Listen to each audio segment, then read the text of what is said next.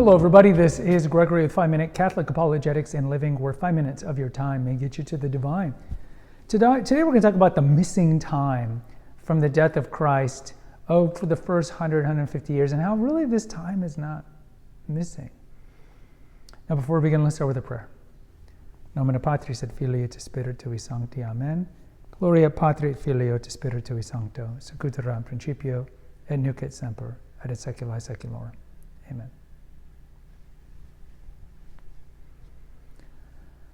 All right, so sometimes you hear this argument like we really don't know what was going on in the early church. And I think this is a common argument among Protestants, because with Protestants, a lot of them, and of course there's a wide gamut of Protestant denominations, a lot of them read the Bible and they read it a lot. The Protestants know the Bible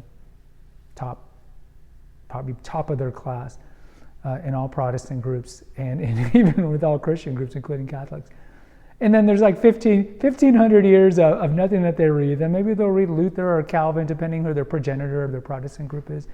And then maybe fast forward 400 years to whoever their megachurch pastor is, and maybe he writes some books and they read that.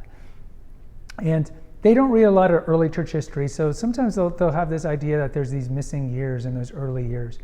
And no, they're pretty well documented. So if you look, Christ roughly died, 30 AD. Most people would say that he actually was born probably about 4 BC. So 30 AD, he died. And then you look at, it was probably 25 years before the first epistles were written. I think the Thessalonians historically has been considered the first one to be written, Paul's epistle. And then the large majority of the New Testament was then written from 55 AD really to about before 70 AD. And then you see maybe the book of Revelation was written later, maybe around the turn of the century, but the majority of it was written before the fall of Jerusalem. So Jerusalem was destroyed after the Jews revolted against Rome, and that started a siege in the late 60s, and then it resulted in the destruction of, Jerusalem was just destroyed, the Second Temple was destroyed. And you can look at the epistles and the gospels, and had such a monumental event happened, it would have been documented likely in the gospels.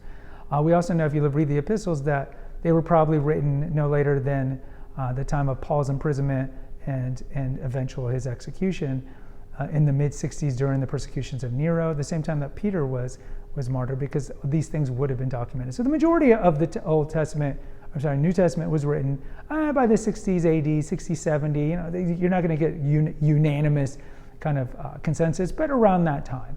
And then it's like, okay, then what? Well, what do we know? Well, first of all, the New Testament, the Mass existed before the New Testament.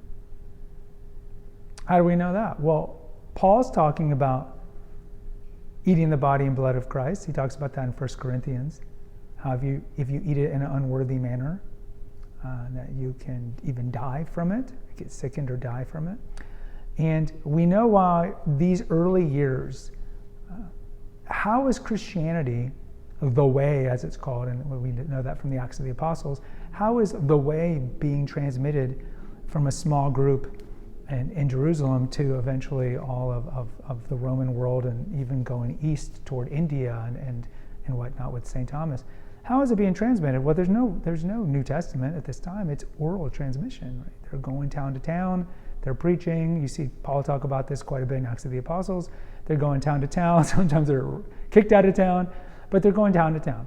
And they're meeting with, mostly at the beginning, a lot of Jewish groups at synagogues, and then eventually the Gentiles.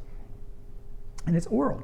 Now, what comes out of that oral time is going to be some written stuff. Christ didn't ascend into heaven passing out Bibles or passing out the New Testament, because the New Testament didn't exist, of course, when he ascended, and he never told anybody, and you can read the Gospels on this, to write down what he did. The people around him wrote down what he did. And eventually that early canon was codified by who? The Catholic Church. The Catholic Church decided which books were going to be in the New Testament. You don't find a book, Old or New Testament, that states and lists which book should be in the New Testament. Because Christ founded a church. He didn't find the Bible. He founded a church. And he gave that church the power to bind and unbind, as we see in Matthew 16 and later in Matthew 18. So the church decided definitively what that list would be. And that was later. I mean, there were pretty well codified canon New Testament by late 100, early first part of the 2nd century. But Council of Hippo, Council of Carthage, Council of Rome, this is all like around Pope Damasus, 370, 380 is when we see the actual first list. And if you look at the oldest codex we have of the Bible, the Codex Vaticanus, this is originating from around this time, and it has those 27 books of the Bible, and it has the Catholic version of the Old Testament as well, those books. So none of them were taken out. Maccabees wasn't taken out, and all these things. But going back to that missing time, we know the Didache was written probably around 80 to 100 AD. The Didache, we don't know who wrote that book. Historically, it's been kind of attributed to the apostles or one of the apostles. We know that was written around 80 to 100 AD. And if you read the Didache is very Catholic in its teachings, very Catholic. And then you look at the disciples of the apostles, namely St. John. So St. John had some very famous disciples. One of them was Ignatius of Antioch. And actually, historically, small t tradition, Ignatius was the baby that Jesus is holding when he talks about let the children come to him. And later on, John, living in Ephesus with the Blessed Mother, was the teacher to not just Ignatius of Antioch, but Polycarp, as well, the Apostolic Fathers. So Clement of Rome, Polycarp of Smyrna, and Ignatius of Antioch. And Ignatius and Polycarp, these guys are writing their letters that we still have today.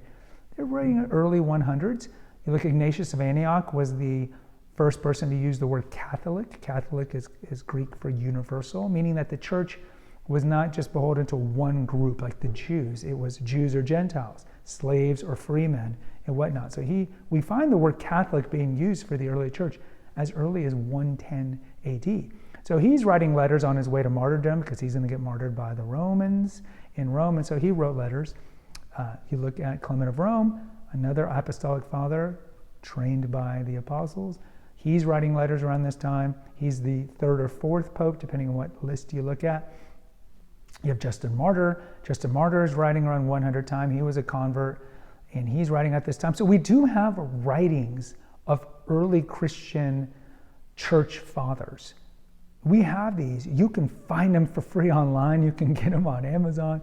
And this is, again, within 100 years of Christ dying and within a couple of years of the last apostle dying. So we do have this apostolic succession.